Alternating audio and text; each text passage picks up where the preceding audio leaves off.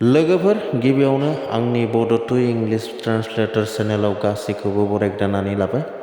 लोगोफोर दिनै आङो जनि खन्थाइखौ नोंथांमोननि गेजेराव बर'आव ट्रान्सलेट खालामनानै लानानै फैलायबाय।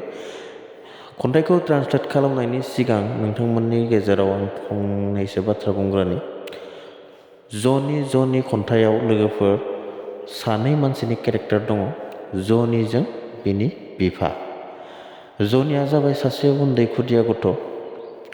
बेनिफ्राय बे खन्थाइखौ स्पेसियेलि क्लास 1, 2, 3 माने 5 बाहायजानाय बे खन्थाइ, दोंसे गोदै खन्थाइ आरो बेयो। थ' लोगोफोर खन्थाइखौ जागायदोनि। गिबियावनो दङ जनि एस पापा, माने बिफाया जनिखौ माथो होफैदों आरो जनि होननानै। बेनि उनाव फिसालायाबो जनियाबो येस पापा होननानै बिफाखौ माथो हरफिनबाय, माने येस पापा माने औ बाबा।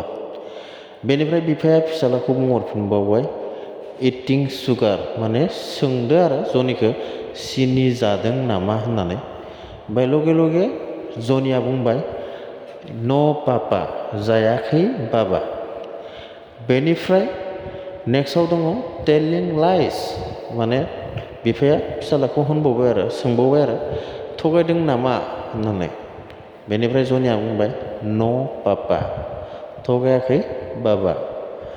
बेनिफ्राय बिफाया फिसालाखौ बुंबावबाय जनिखौ अपेन इउर माउथ होननानै, नोंनि खुगाखौ बिसिलाय होननानै। बेनिफ्राय जनिया खुगाखौ बिफानिजों बिसिना दिन्थियो आरो बुङो हा हा हा होननानै। स' लोगोफोर आङो खन्थाइखौ खेबसे मोजाङै फारसेनिफ्राय आवरायना होनि।